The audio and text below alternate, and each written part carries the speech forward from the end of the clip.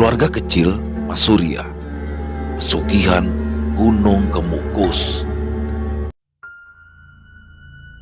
Setiap perjanjian akan selalu ada harga yang harus dibayar. Dipan kayu terus bergoyang. Dua anak manusia berlainan jenis mereguk kenikmatan duniawi untuk melakukan ritual yang akan membuat mereka menjadi kaya tanpa harus lelah bekerja. Peluh sudah membanjiri kedua tubuh lengket yang melekat layaknya laba-laba di atas jaringnya. Nafasnya terengah, nafsunya memburu, seperti ada kekuatan gaib yang terus mendorong mereka untuk terus bergerak di atas pasangannya, memacu hasrat untuk mencapai tujuan. Sang wanita mengerang, sang lelaki menggerung, berhimpitan melakukan hubungan dengan cara yang sangat brutal, mirip binatang buas yang saling memangsa, seakan hidup mereka bergantung dalam keberlangsungan ritual yang sedang mereka lakukan. Di sana, di dalam sebuah kamar, di atas dipan kayu, mereka terus melakukan ritual hubungan badan sampai akhirnya terdengarlah suara teriakan mengerikan menjeritkan sebuah permintaan tolong. Mati. Lelaki itu mati. Ia mati menjadi tumbal pesugihan Gunung Kemukus. Suara langkah kaki bolak-balik, ragu-ragu terdengar di telinga Mbah Jiwo. Lelaki berumur sekitar 60 tahunan, yang paling dituakan di wilayah itu, dan tak banyak orang yang tahu kalau ritual yang paling bisa cepat kaya itu adalah ke Mbah Jiwo. Sekali lagi, Mbah Jiwo mendengar suara langkah kaki dan juga bisik-bisik kecil dari dua orang lelaki yang ada di depan rumahnya. Ia pun akhirnya membuka pintu rumah dan mendapati dua orang lelaki hendak mengetuk pintunya. "Permisi Mbah, apa benar ini rumah dari Mbah Jiwo? Kuncen makam Pangeran Samudro?" tanya lelaki itu. Mbah Jiwo terdiam, membuat lelaki itu pun melanjutkan bicaranya. "Maaf Mbah, kami datang ke sini tanpa berjanjian terlebih dahulu. Saya dengar-dengar dari teman-teman saya kalau Mbah bisa bantu kami untuk bisa kaya."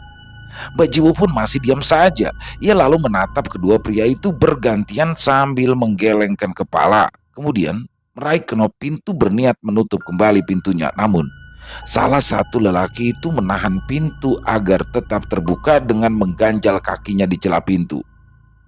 Mata Mbah Jiwo melotot. Kesal dengan perilaku tamunya yang sangat tidak sopan, ia pun lalu menghardik keras lelaki itu. "Pergi kalian. Saya sudah ndak gitu-gitu lagi." Tanpa disangka, lelaki yang dipanggil Surya oleh kawannya itu pun lalu berlutut dan sungkem di kaki Mbah Jiwo. "Mbah, tolong saya Mbah. Saya sudah jauh-jauh ke sini, menghabiskan semua uang yang saya punya agar menjadi kaya. Hutang saya banyak Mbah. Banyak rentenir yang mengejar saya. Saya bisa mati kalau saya pulang tidak bawa hasil." Mbah Jiwo melotot ke arah Surya yang masih terus saja memeluki kakinya dengan erat. "Bukan urusanku," hardiknya lagi. "Mbah, tolong Mbah. Tolong bantu saya Mbah. Saya akan melakukan semua yang Mbah minta." Surya mengiba di bawah kaki Mbah Jiwo yang kala itu masih terlihat sigap di usianya yang tidak muda lagi. Beberapa saat kemudian, Mbah Jiwo terdiam. Ia terpaku di tempatnya. Pandangannya lurus ke depan dengan raut wajah yang mengisyaratkan ketakutan yang luar biasa. Entah apa yang ia lihat. Karena setelahnya tangan Mbah Jiwo pun mengatup sambil kepalanya mengangguk hormat. Bersamaan dengan itu, ia pun lalu meraih lengan Surya dan menyuruhnya untuk duduk di kursi berlengan. "Duduk, diam, dan dengarkan," katanya juga memberikan isyarat pada teman Surya yaitu Aris. "Besok, Jumat Pon bulan depan, kesini lagi. Bawa wanita yang bukan pasangan resmi kalian, dan bawa uang 500.000 untuk beli kembang dan mahar. Mengerti?" ujar Mbah Jiwo yang buru-buru disanggupi oleh Surya dan juga Aris. "Dan satu lagi, 1 minggu sebelum kamu kesini, jangan berhubungan intim dengan istri Samu. Bisa, bisa, bisa Mbah. Sangat bisa, jawab Surya yang langsung disetujui oleh Aris. Wes, saiki mulai kabeh. Baik Mbah, baik. Keduanya pun lalu bergegas segera pamit dan pergi meninggalkan rumah Mbah Jiwo. Ya, mereka pulang untuk mempersiapkan apa yang sudah diminta oleh Mbah Jiwo untuk ritual mereka nanti. Sudah pulang, Pak? Mau mandi apa makan dulu? Biar ibu siapkan. Risma, istri Surya, salim dan menyambut lalu membawa tasnya ke dalam. Aku mandi dulu, nanti baru makan. Loh, anak-anak kemana Bu? Tanya Surya sembari melihat ke sekeliling.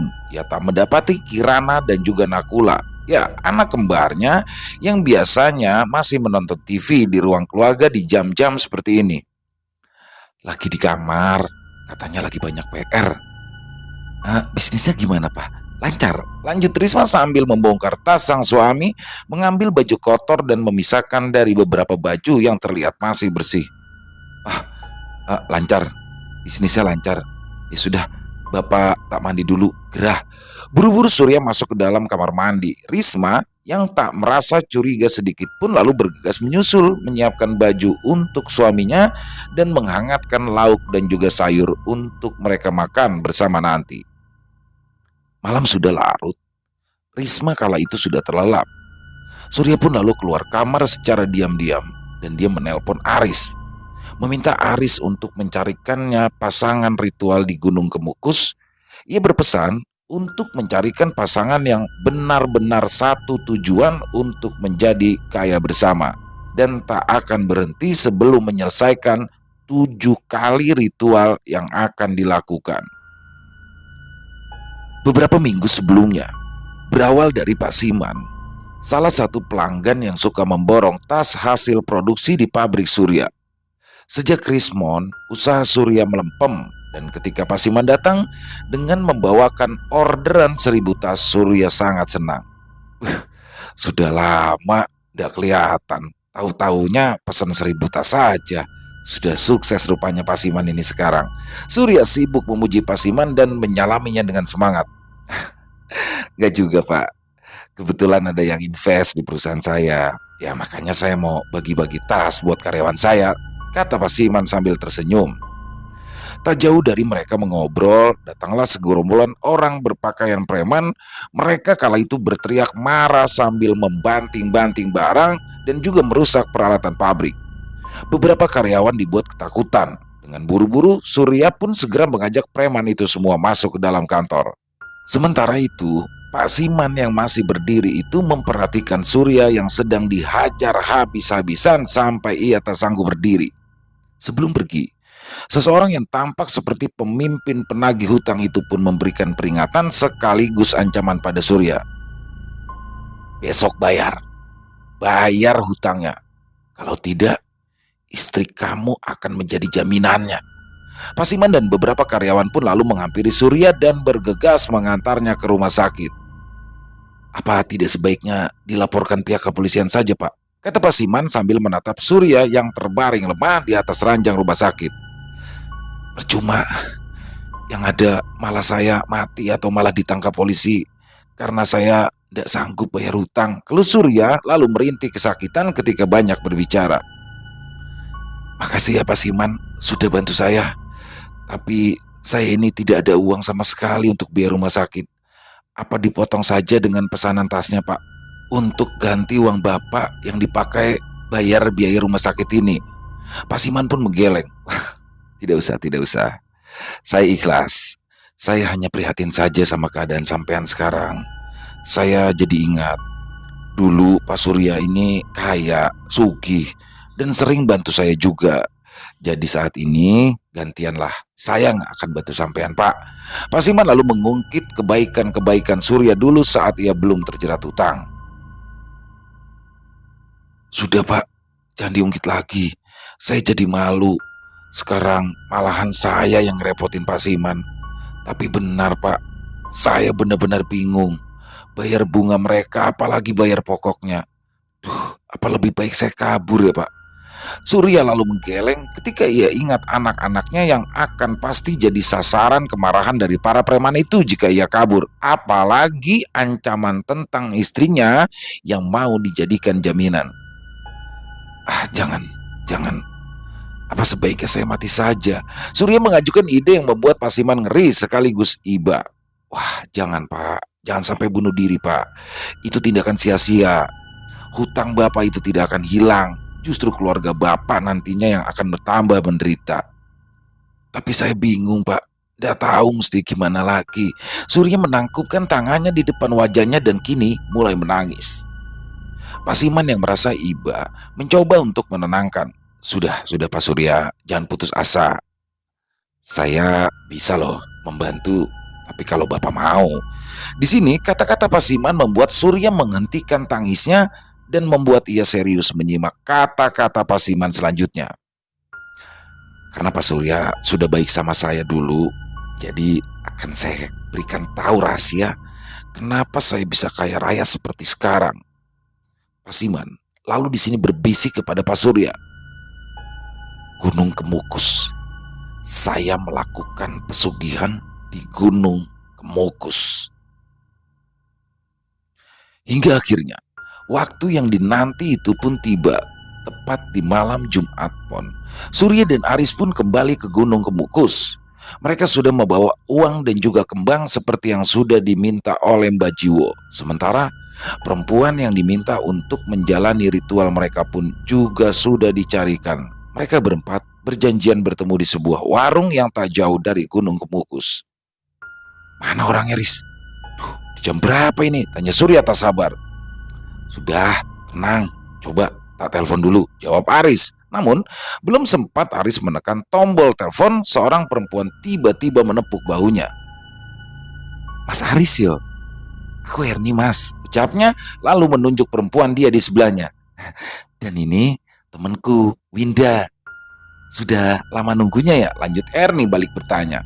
Aris pun tersenyum sambil melihat Erni dan Winda bergantian mencoba menilai mana yang lebih molek di antara kedua perempuan ini. Liatin apa, Mas Aris? Dari tadi kok liatin ke sini aja. Erni menunjuk ke arah dada. Wajahku tuh di sini loh. Ya lalu menunjuk ke arah wajahnya. Ya Mbak Erni, tidak lihat apa-apa kok, kata Aris menggaruk-garuk kepalanya yang tidak gatal. Sur, aku sama Erni ya. Kamu sama temannya. Bisik Aris memutuskan akan memilih Erni sebagai pasangan ritualnya. Surya melirik sebentar ke arah Winda. Perempuan yang ia taksir berusia 30 tahunan itu berambut hitam panjang dan berkulit sawo matang. Jika dibandingkan dengan istrinya di rumah jelas kalah tanding. Risma istrinya berkulit putih dan bertubuh molek sangat berbeda jauh dengan Winda. Sampean yakin? Sampean sanggup? Tanya Surya memastikan. Winda pun di sini mengangguk mantap tanpa keraguan sedikit pun. Ia justru malahan balik menantang kata-kata Surya. Lah, sampean gimana? Aku ndak mau loh dapat pasangan ritual yang gak sungguh-sungguh. Aku itu pengen cepat sugih. Surya menatap Winda kurang senang. Ia merasa perempuan ini selain kurang sedap dipandang, tapi juga kurang enak didengar kata-katanya. Tapi dalam hati kecilnya, Surya justru lebih yakin berpasangan dengan Winda yang terlihat tegas dengan tujuannya daripada Erni yang memang molek tapi kelemar-kelemar. Malahan nanti akan membuat dirinya repot mengurusi pasangan yang tidak memiliki visi yang sama dengannya. Yowes, kalau gitu, sebelum malam kita langsung saja ke rumahnya Mbak Jiwo, ajak Surya. Dengan membawa barang bawaannya, mereka pun lalu bertolak pergi ke kediaman Mbak Jiwo. Mbah, kami siap menjalankan ritualnya Mbah, ucap Surya tanpa basa-basi sesaat setelah tiba di rumah Mbak Jiwo. Mbak Jiwo pun mengangguk. Surya lalu mengenalkan Winda sebagai calon pasangan ritualnya dan juga mengeluarkan syarat-syarat yang sudah diminta oleh Mbak Jiwo tempo hari. Ya sudah, kalau begitu kita bisa mulai dari sekarang. Mbak Jiwo hendak beranjak dari kursinya saat Aris lebih dulu berdiri dan menahannya pergi. Bah, saya juga sudah siap loh Mbah. Ini pasangan saya, namanya Erni. Kami berdua siap. Mbak Jiwo menggeleng keras. Tidak bisa dua-duanya malam ini. Satu pasangan saja. Siapa yang mau duluan? Silakan pilih. Saya duluan, Mbah. Saya, Surya dan Winda, pasangan saya. Surya pun dengan cepat menyela ucapan Aris dan memajukan namanya dengan Winda. Maaf, Riz. Aku dulu yo. Kamu tahu sendiri toh gimana keadaanku sekarang. Surya pun menatap Aris dengan memohon. Meskipun jengkel, tapi Aris yang tahu tentang kesulitan Surya pun akhirnya bersedia mengalah. Toh, awalnya ia pun hanya ingin mengantar Surya saja, sekalian coba-coba pesugihan untuk menjadi kaya tanpa tumbal dan hanya memakai seks saja sebagai syarat utamanya. Bajiwo pun lalu masuk ke dalam rumah. Ia mengambil lampu minyak, lalu mengajak Surya dan Winda pergi ke suatu tempat. Loh, lalu kami bagaimana, Mbah? Tanya Aris pada Mbak Jiwo. Pulang saja, nanti balik lagi. Untuk apa juga kamu nungguin orang ritual? Sahut Mbak Jiwo sebelum mereka pun berlalu ditelan kegelapan malam. Dengan penuh rasa kecewa, Aris dan Erni pun akhirnya memutuskan untuk turun dan kembali ke penginapan murah mereka. Sementara itu, Bajiwo pun terus memandu mereka berdua masuk ke dalam hutan. Hutan itu menyelimuti mereka dengan aura yang sangat menakutkan namun memikat. Daun-daun kering terinjak mengeluarkan suara gemerisik, sementara dedaunan yang rimbun menyerap hampir seluruh cahaya rembulan. Udara terasa lembab dan kegelapan pun mulai menyelinap di antara pepohonan yang tinggi. Bajiwo memimpin mereka melalui jalan setapak sempit, di mana suara hewan malam seperti serangga dan juga burung hantu menciptakan latar belakang yang menegangkan. Cahaya redup dari sinar bulan, hanya sebagian kecil yang berhasil menembus kanopi hutan, menciptakan bayangan-bayangan hitam yang menggerakkan pepohonan. Mereka merasakan adanya aura magis di sekitar mereka, seolah hutan itu sendiri memiliki kehadiran yang lebih dalam dari yang terlihat. Kabut tipis mulai muncul, mengubah pemandangan menjadi semakin misterius dan membuat jalan mereka semakin tidak terlihat. Bunyi riak air sungai kecil terdengar samar dari kejauhan, menambah suasana bertambah mencekam. Tak ada yang berani berbicara. Suasana hutan kini telah membius mereka dalam ketegangan yang tak terucap. Dan di tengah-tengah keheningan, langkah-langkah mereka semakin dalam menguji batas-batas keberanian mereka. Bajiwo kini berdiri di tepian sumur tua. Diiringi oleh tatapan tajamnya yang penuh keyakinan, ia meraih penutup sumur itu dengan hati-hati, mengangkatnya dengan gerakan lambat. Dan ketika penutup itu terangkat, aroma tanah basah dan kelembapan menguar dari dalam sumur itu. Entah seberapa dalam sumur itu, yang jelas hanya kegelapanlah yang menyelubungi lubang itu begitu dalam. Bajiwo kemudian membuka sebuah kotak kecil yang ia bawa, mengeluarkan beberapa benda yang tampaknya memiliki makna khusus. Dalam keheningan hutan, suara perlahan mantra-mantra kuno terdengar, meskipun hanya bisikan lembut yang hampir terlupakan di antara hiruk-pikuk alam. Dengan penuh ketelitian, Bajiwo pun lalu memasukkan benda-benda tersebut ke dalam sumur satu persatu.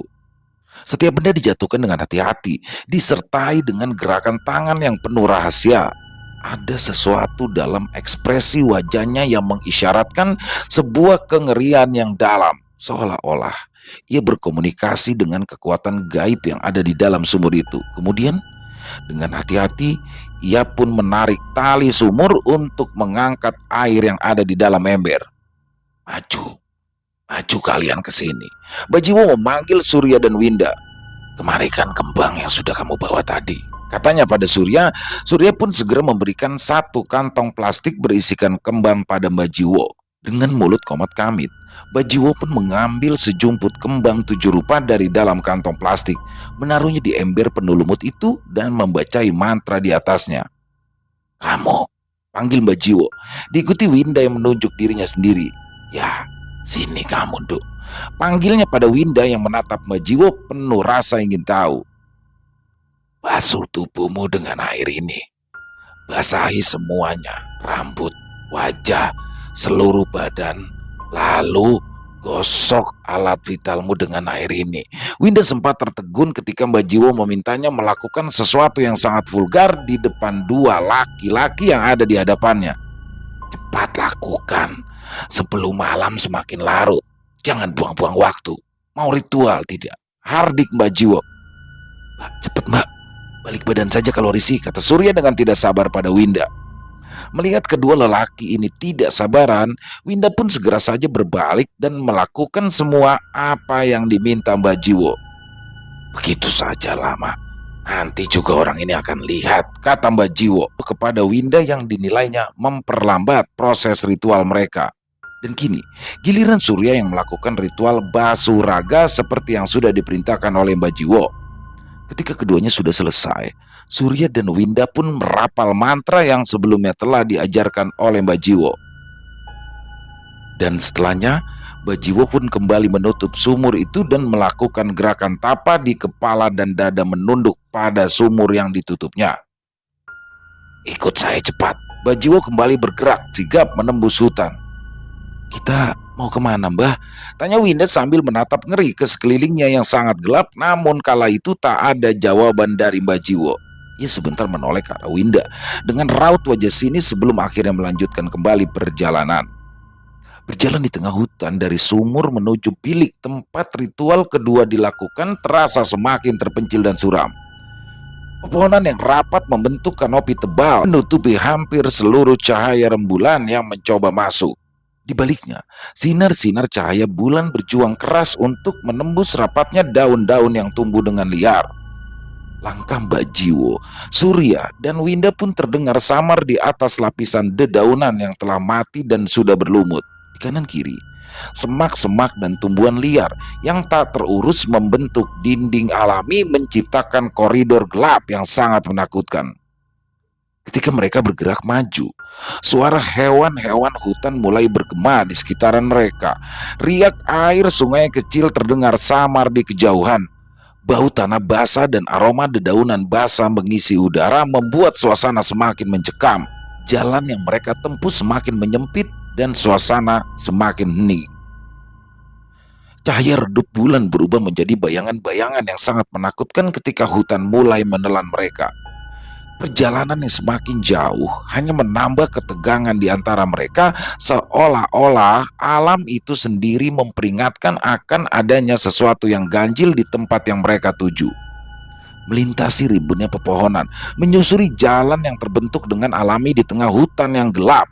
Keberanian mereka diuji oleh ketidakpastian dan ketakutan akan apa yang mungkin menunggu di ujung, di tempat ritual kedua akan dilaksanakan. Mbak Jiwo menghentikan langkahnya diikuti Surya dan Winda. Di sana, di depan mereka kini terdapat sebuah bilik reot tanpa penerangan. Dari sisi luar, terlihat dinding yang tertutupi lumut dengan warna yang terlihat pudar. Pintu kayu berlapis debu itu tampak rapuh. Mungkin sekali tendangan kaki bisa roboh. Pandangan mereka sejenak menatap pada bangunan yang ada di depan sana. Mencekam, sekaligus mengerikan, itulah yang dirasakan oleh keduanya. Winda pun tampak terguncang oleh ketakutan saat melihat bangunan itu. Tatapan matanya terbelalak, wajahnya pucat.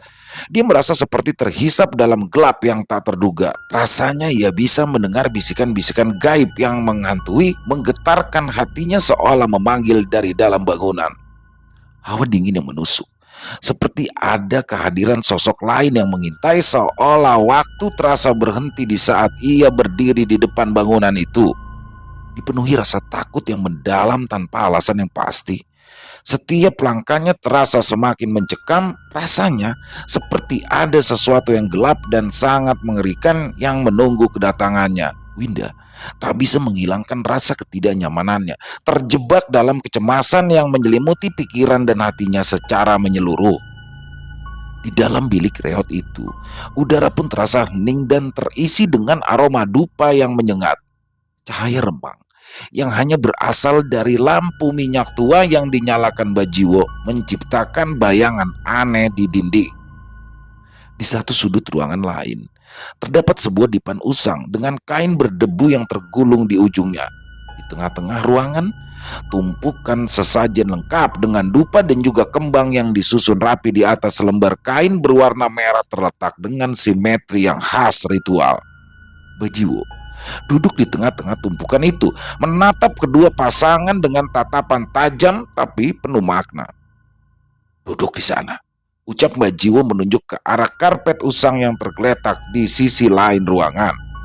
Surya dan Winda pun patuh, duduk dengan tegang, tidak sabar mencoba mengekspresikan rasa percaya diri yang kian melemah di wajah mereka. "Sekarang kita mulai ritual kedua," ucap Mbak Jiwo dengan suara rendah yang khas. "Siapkan diri kalian untuk membuka pintu menuju kekayaan yang kalian cari." Surya dan Winda menarik nafas dalam-dalam, mencoba menguatkan hati menghadapi apapun yang terjadi. Seiring dengan rapalan mantra dari Mbak Jiwo, suasana ruangan semakin terasa terbebani oleh energi gaib yang menyelimuti setiap sudut. "Kalian sudah siap?" tanya Mbak Jiwo sembari menatap Surya dan Winda secara bergantian. Meski tak dapat tertampik, ada raut kekhawatiran yang terbaca di matanya. Surya dan Winda mengangguk mantap, diikuti oleh Mbak Jiwo yang mengangguk lalu kembali melanjutkan rapalan mantra dengan penuh kehusukan.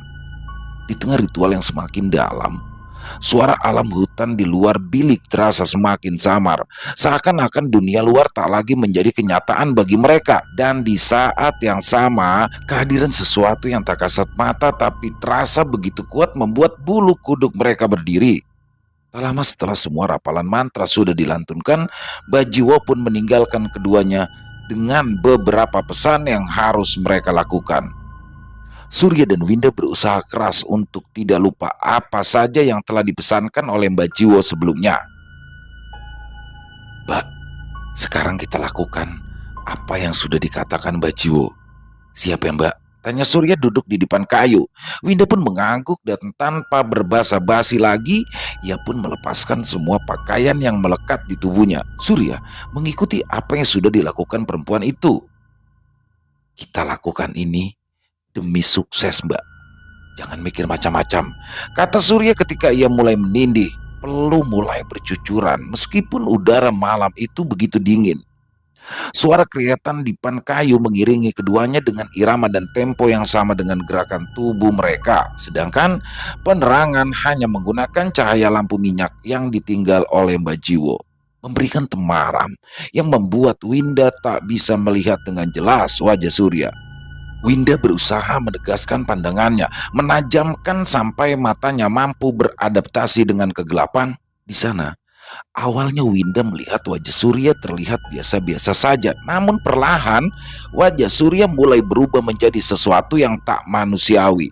Distorsi, menampilkan raut yang mengerikan dan menggambarkan kengerian yang jauh dari sifat sebenarnya.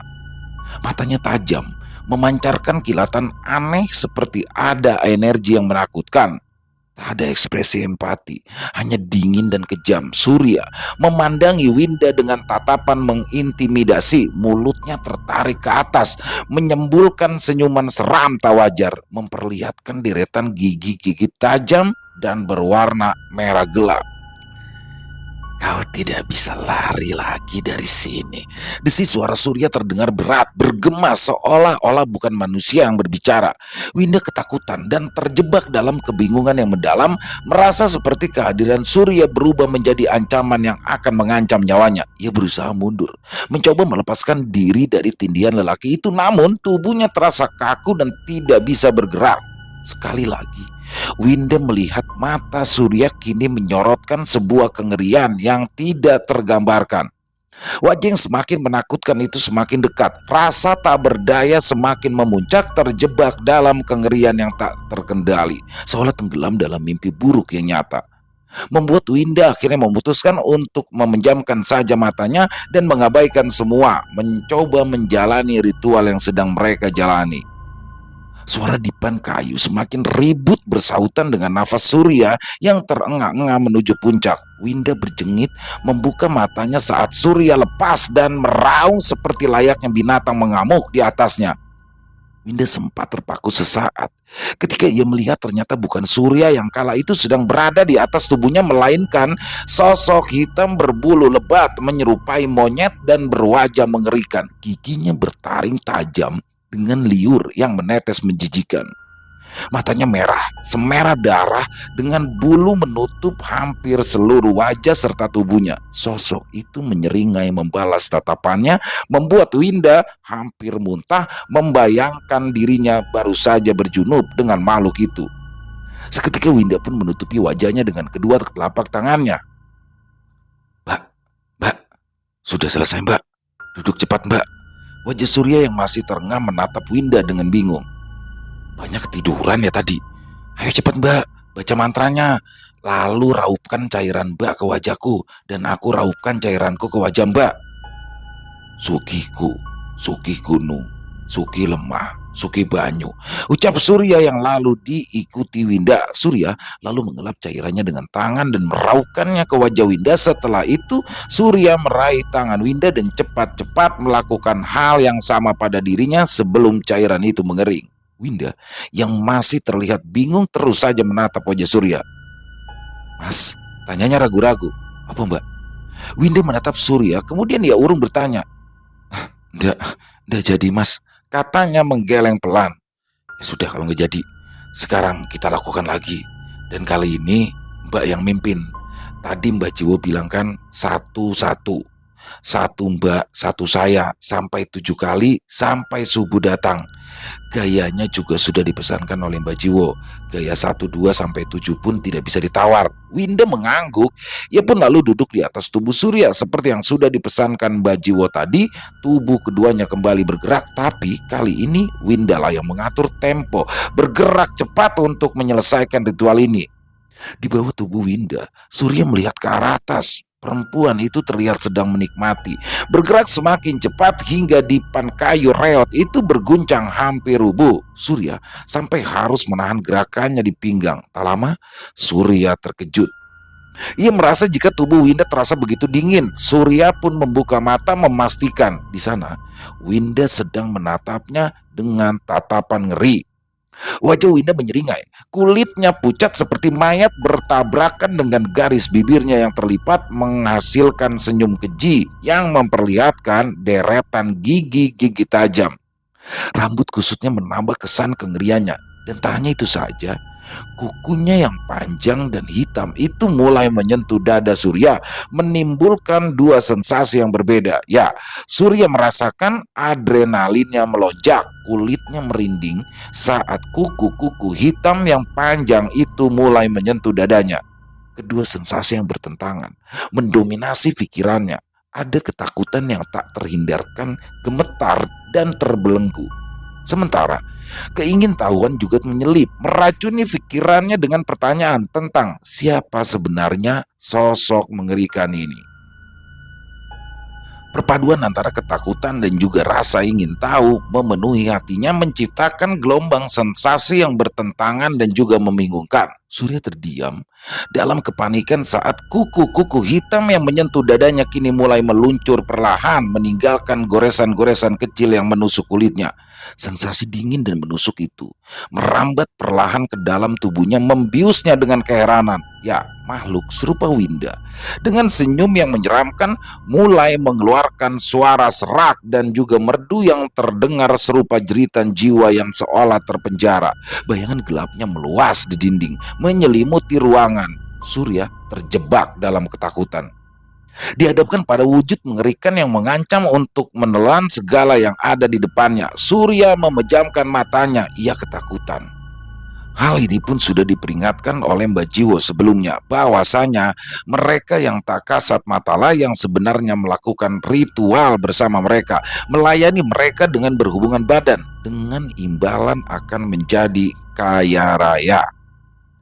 Ketika Surya memejamkan matanya, dia pun lalu merasakan ada kehadiran dari sosok lain. Sebuah kehadiran yang mencekam, seolah-olah memeluknya dalam cengkraman kegelapan yang tak terlihat. Suara-suara bisikan tak jelas mengelilinginya, memenuhi pikirannya dengan kecemasan.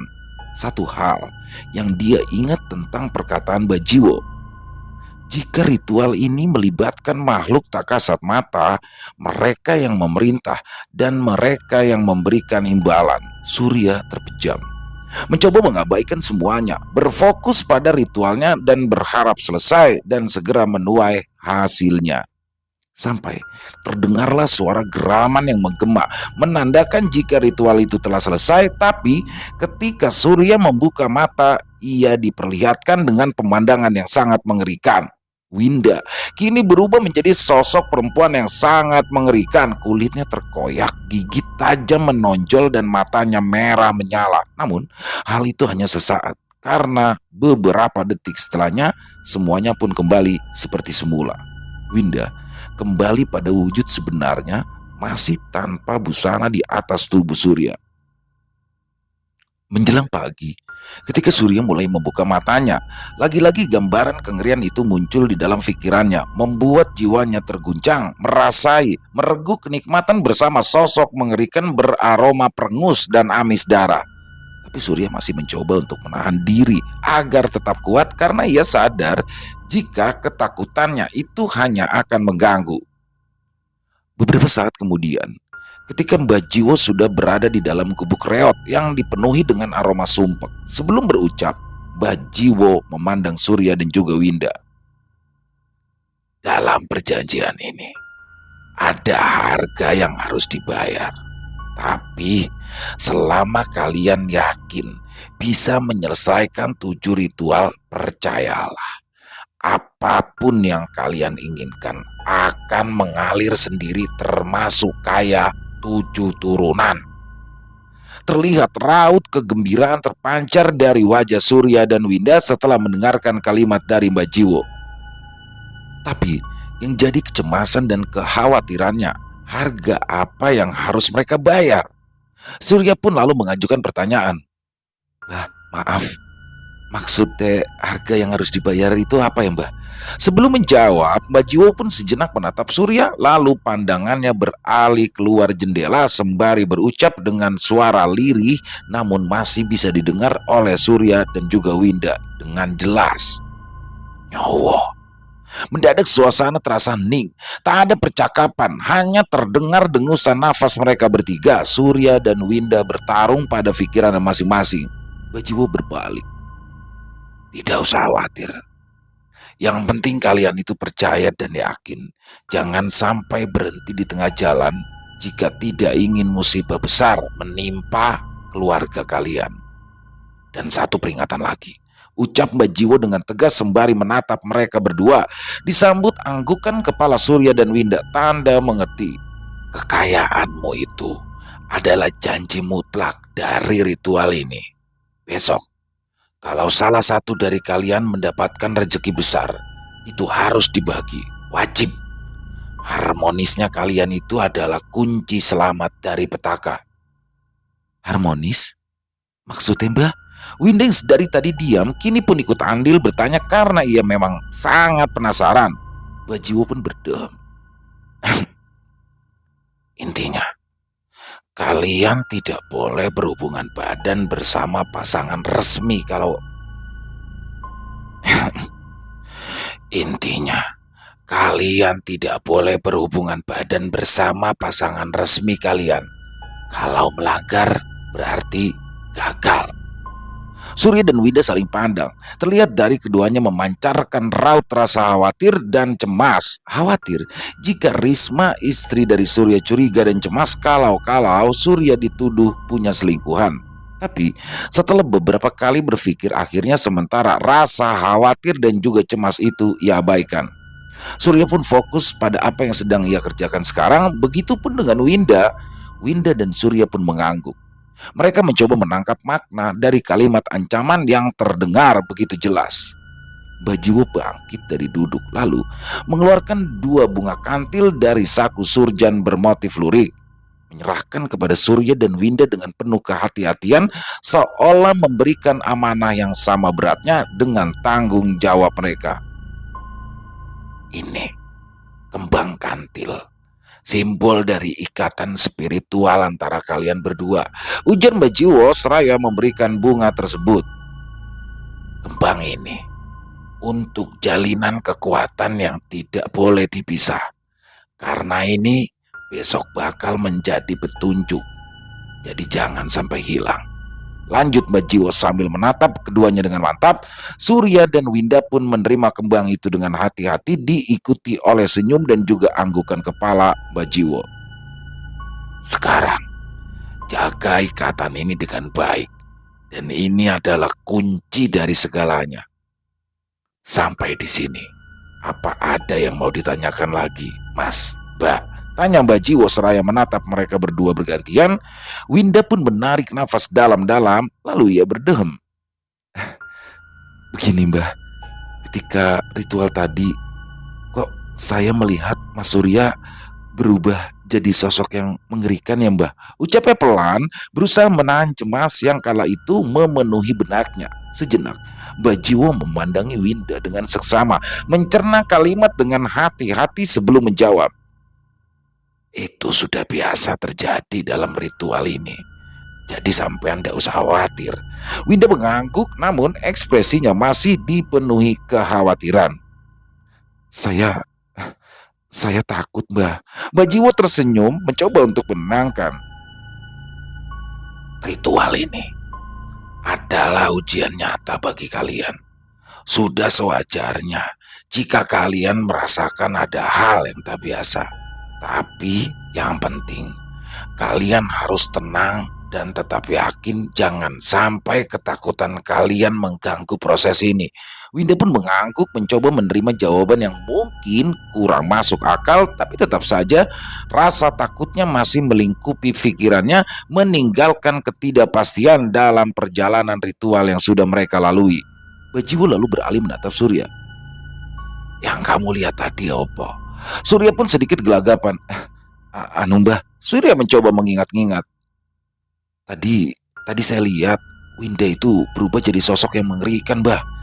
Sama ada sosok lain berdiri berpakaian merah dengan kain penutup kepala. Dia menatap saya, tapi setelah itu saya tidak sadar lagi Mbah. Mbah Jiwo pun mengangguk faham. Ia lalu mendekat ke arah Surya, menepuk pelan bahunya sebelum meninggalkan Surya dan Winda.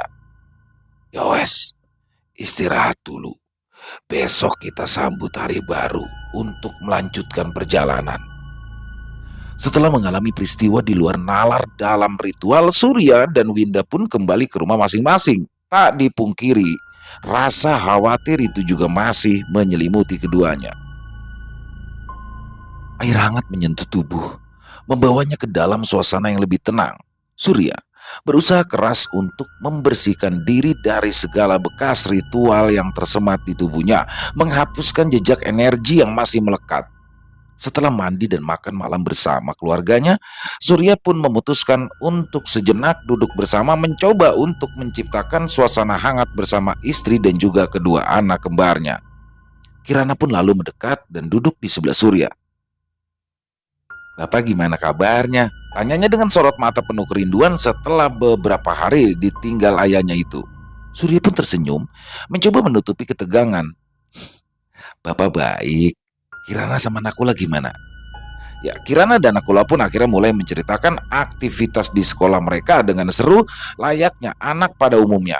Surya pun berusaha untuk benar-benar terlibat dalam obrolan mereka, dan tak lama kemudian Risma pun muncul. Ia membawa nampan berisikan 2 gelas teh panas dan juga kopi, lalu meletakkannya di atas meja. Kopinya Pak, ucap Risma sambil menyodorkan gelas berisikan kopi pada Surya. Bapak capek ya? Kok mukanya pucat gitu? Lanjut Risma. Surya pun tersenyum lembut. Enggak kok Bu. Mereka pun lalu melanjutkan percakapan, menciptakan suasana yang hangat dan penuh canda tawa. Surya berusaha keras menyembunyikan perasaannya yang masih kacau setelah ritual itu. Ingin rasanya memberikan kebahagiaan sejati kepada keluarganya tanpa mengganggu dengan pengalaman menyeramkan yang baru saja ia alami. Malam itu, Surya tidur lebih awal, berharap bisa mendapatkan istirahat yang nyenyak. Namun entah berapa jam ia terlelap, Surya harus kembali terjaga. Manakala ia mendengar suara perempuan yang memanggil-manggil namanya dengan lirih, Surya membuka mata, menatap ke sekeliling kamar memastikan. Namun setelah setiap sudut sudah ia periksa dengan alis berkerut, Ia tak menemukan siapapun dan juga apapun. Hanya terdengar suara nafas istrinya yang kala itu sedang tidur di sebelahnya. Surya pun duduk bersandar di ranjang, mencoba untuk menenangkan diri, meyakinkan jika itu semua hanyalah halusinasinya saja. Namun, tiba-tiba hembusan angin dingin menyapu wajahnya membuat ia kembali terbelalak kaget. Surya menoleh ke arah sumber angin. Di sana, tepat di sudut kamarnya, Surya melihat ada sosok perempuan sedang berdiri menatapnya. Sosok itu begitu ia kenal, apalagi dengan pakaian yang ia kenakan. Sosok itu adalah Winda, perempuan yang menjadi pasangan ritualnya. Tapi ada yang aneh. Ya, ada yang aneh dengan penampilannya. Sosok yang menyerupai Winda itu memakai gaun merah dengan kain penutup kepala merah. Surya terdiam, terpaku di tempatnya. Jiwanya tercekam, tubuhnya bergetar, peluh mulai muncul membasahi wajahnya. Surya benar-benar cemas akan kehadiran sosok itu. Winda, desi Surya dengan suara bergetar, mencoba memastikan sosok yang terlihat begitu mirip dengan Winda, namun sosok itu hanya terus berdiri menatapnya. Surya masih terdiam, mencoba memahami apa yang sedang terjadi di depan matanya. Hati dan pikirannya bercampur aduk. Penasaran, ingin rasanya ia mencari tahu atas kebenaran di balik kehadirannya itu. Pak, ada apa? Suara lembut Risma membangunkan Surya dari lamunannya. Anu bu, ucap Surya sambil sesekali pandangannya menatap Risma dan Winda bergantian. Surya terlihat gelagapan, tapi ketika Surya kembali menatap sosok yang menyerupai Winda, sosok itu lenyap begitu saja, meninggalkan bebauan perengus dan juga amis darah yang mana hanya Surya yang bisa menciumnya saja. Surya bingung, tapi ia berusaha untuk menenangkan diri. Ia tak mau membuat Risma istrinya curiga. Surya pun kembali mencoba memejamkan mata, mengabaikan, meremukan rasa cemas yang melanda, membiarkan kelelahan yang akhirnya menguasainya. Memasuki alam mimpi, berharap untuk bangun keesokan paginya dan menghadapi hari baru bersama keluarganya. Selang beberapa hari selanjutnya, Surya dan Winda pun kembali ke Gunung Kemukus. Untuk keempat kalinya, gubuk reot itu pun menjadi saksi bisu kehadiran keduanya. Apalagi kalau tidak untuk memperoleh kekayaan melalui ritual berhubungan badan. Namun, hingga saat itu, kekayaan yang mereka impikan belum juga datang. Hal itu membuat rasa gelisah Surya dan Winda pun semakin memuncak. Seusai ritual, Surya pun memutuskan untuk bertemu dengan Bajiwo, menanyakan akan kegelisahannya. Bah, maaf mbah, kok saya sama Winda belum sugi ya? Tanpa berbasa-basi, Surya bertanya sesaat setelah tiba di rumah Bajiwo. Sejenak, Bajiwo menatap Surya dengan tajam sebelum menjawab. Sabar, semua itu butuh proses.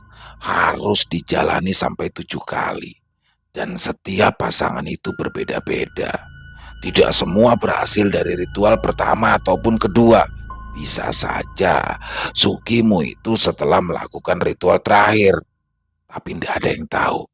Nasibmu ditentukan dengan lelaku ritualmu.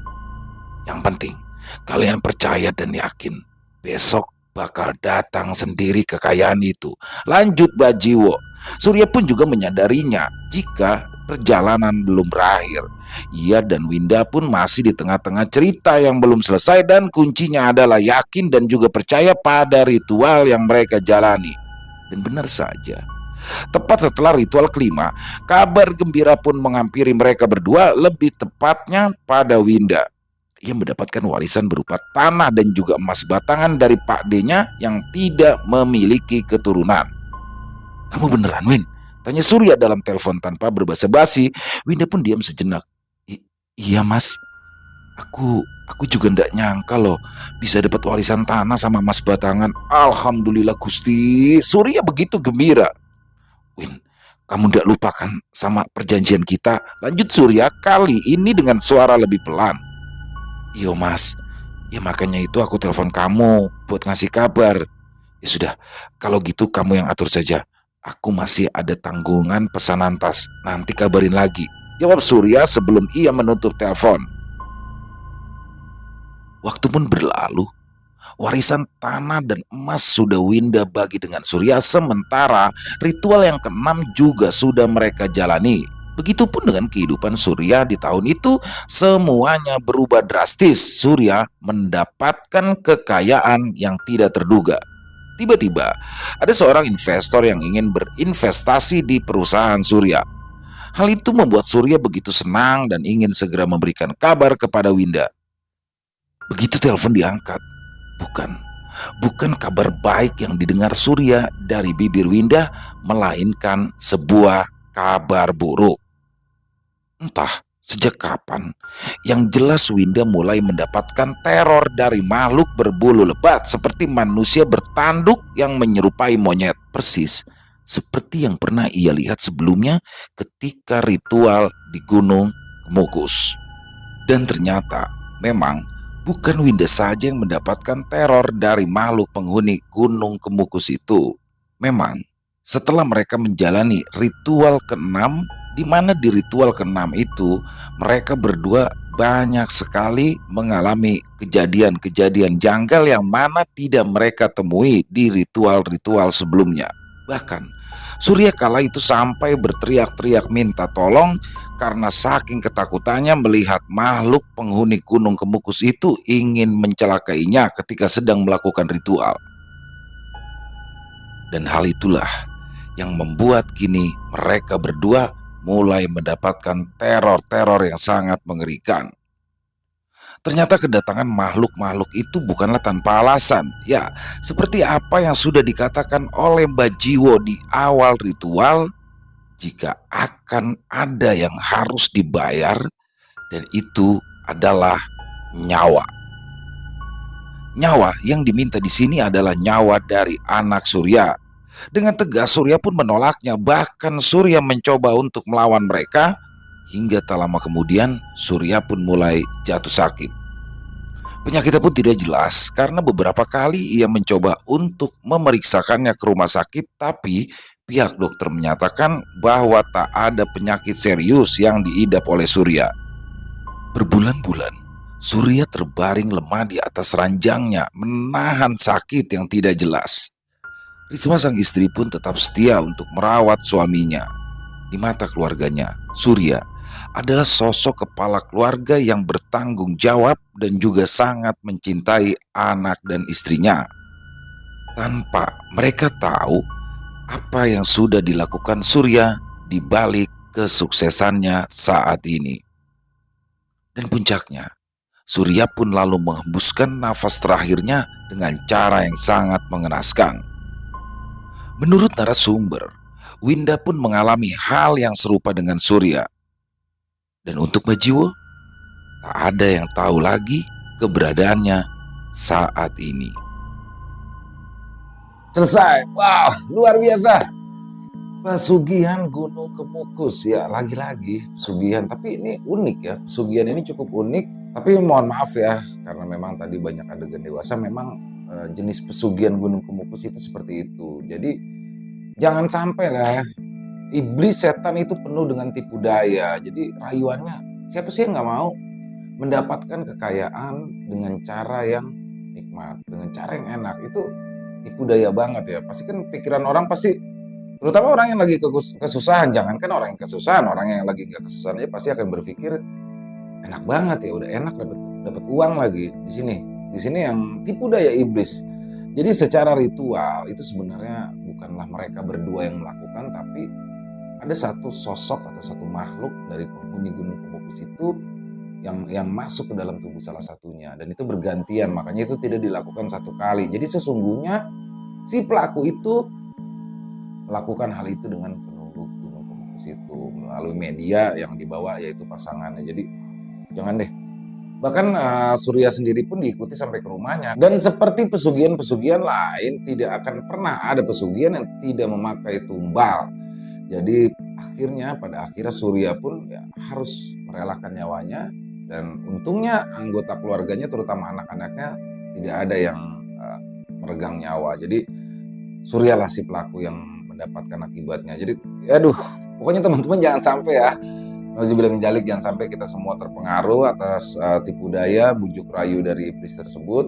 Dan keren banget kisahnya, kisah yang ditulis oleh Mas Kalong ya, luar biasa Mas Kalong, keren banget kisahnya. Dan sejujurnya memang sudah lama ya saya ingin membawakan kisah tentang pesugihan Gunung Kemukus, tapi saya baru mendapatkan kisah yang di mata saya bagus, di kuping saya enak, ya kisah dari Mas Kalong ini. Dan Mas Kalong ini juga sama ya berkarya seperti kami. Jadi teman-teman mungkin juga bisa mengunjunginya di Maestrai. Wow, Maestrai.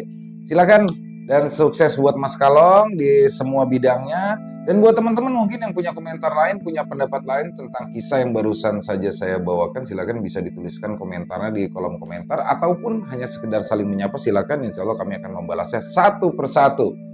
Dan sekali lagi kami ucapkan terima kasih kepada seluruh teman-teman ya yang sudah setia. Karena kehadiran teman-temanlah kami selalu bersemangat untuk berkarya di setiap harinya.